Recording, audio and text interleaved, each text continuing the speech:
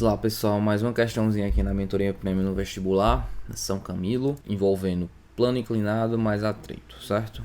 Ele fala o seguinte para mim: o caminhão transportava duas caixas A e B por um trecho horizontal e retilíneo de estrada. Nesse trecho, as caixas mantiveram-se em repouso sobre a caçamba, como mostra a figura 1, certo? Em determinado trecho da pista, o caminhão passa por uma suave e gradativa inclinação. Então ele começa a inclinar, atingindo um ângulo de 30 graus com a horizontal. Momento em que a caixa A começa a deslizar sobre a caçamba, conforme mostra a figura 2. Sabe-se que a caixa A disposta sobre a caçamba, a caixa A possui uma massa de 800 kg e a caixa B possui uma massa de 500 kg. Considerando seno de 30 graus igual a 0,5, cosseno de 30 graus igual a 0,8, a aceleração da gravidade 10 metros por segundo ao quadrado, o coeficiente de atrito estático máximo entre duas caixas é... Vamos dar uma melhorada nesse desenho. O importante mais é a figura 2, tá? Vê comigo aqui. Primeiro ponto nessas questões, tenta sempre colocar as forças, representar as forças nos dois corpos. Tenta de separar eles também, tá? Vamos ver aqui no corpo A. Você vai ter, ó, o peso aqui, certo? Você vai ter, ó, a tendência de movimento dele. Deixa eu só até mudar essa cor. Não, deixa eu botar aqui um verde, tá? Aqui, ó, o peso, né? Você vê que a tendência de movimento dele é para cá, descer, né? Só que vai ter um atrito entre ele e a caixa de cima.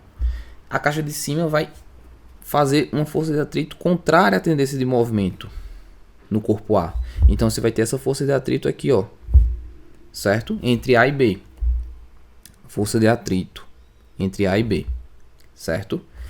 E além disso, você vai ter nesse corpo A uma força normal, certo? Olhando o corpo B agora, eu vou mudar as cores, vou de azul aqui. Você percebe o seguinte: a cada ação corresponde a uma reação de igual intensidade e direção, porém sentido contrário. Então no corpo B, você vai ter essa força de atrito para cá, certo? E como é que essa caixa não cai? Porque vê que ela está tendo contato aqui com a parte do caminhão, então vai ter uma reação aqui, ó. Essa reação, eu vou chamar de R, certo? A gente também percebe nesse corpo B que existe uma força normal atuando sobre ele, força normal de B, e você tem aqui, ó, força normal de A em B, né? Você tem aqui também o peso do corpo B, certo? Se tu for representar melhor, você pega esse corpo B. Vou deixar ele até deitado assim, tá? O que é que a gente percebe? Você tem essa força normal aqui, ó, de A em B, né? Você tem essa reação que eu não vai servir de tanta coisa não, tá? Mas fica atento nessa força de atrito aqui, ó. Ela é mais importante, certo? E você tem o peso do corpo B. Isso aqui, ó, o peso do corpo B tá apontando aqui, certo?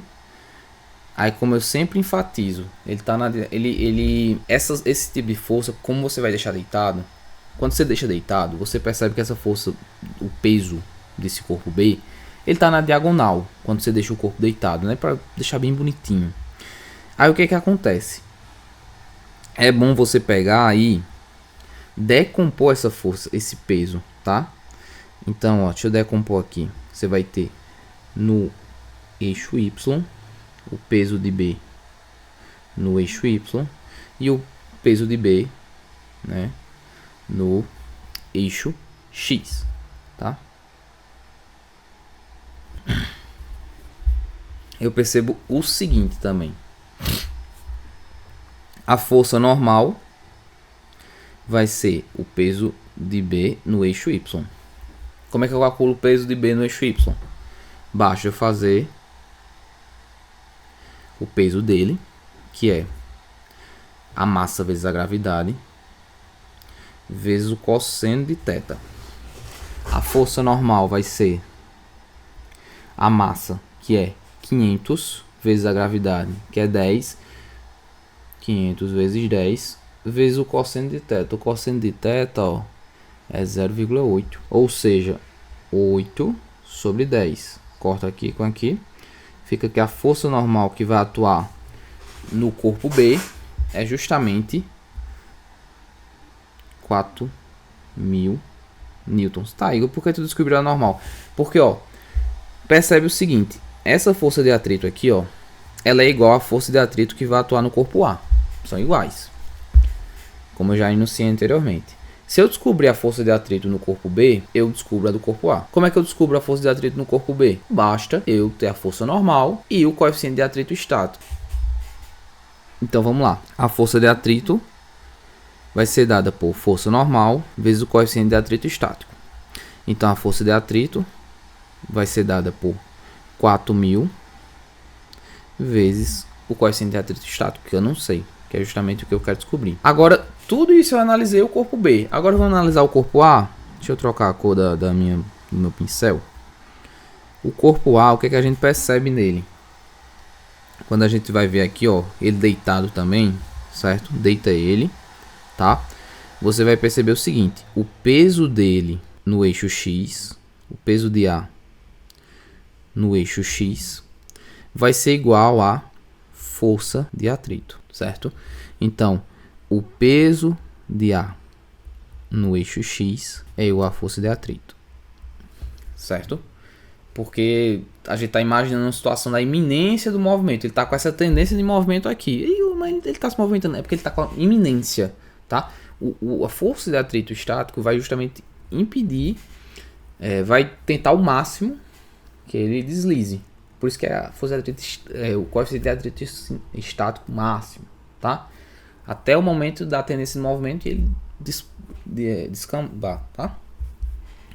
Então, ó, o peso de A no eixo X vai ser dado pela massa dele vezes a gravidade dele vezes o seno dele, o seno de θ, né? Isso aqui vai ser igual à força de atrito, tá? Que vai ser 4.000 vezes o coeficiente de atrito estático, certo? O que é que a gente percebe aqui?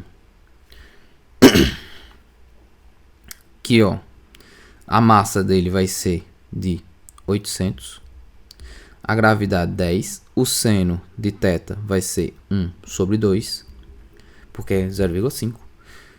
Aqui, ó, 4.000 vezes o coeficiente de atrito, tá? Corto 0, 0, 0, 0, corto 0 com 0 aqui, tá? E quando eu passo para o outro lado, percebo que o coeficiente de atrito, ó, vai ser dado sobre 8 sobre 8. Vai ser dado por 8 sobre 8. Isso aqui é igual a 1. Então, meu caro aluno, quando você vai ver, a resposta da questão é justamente a letra B, tá certo?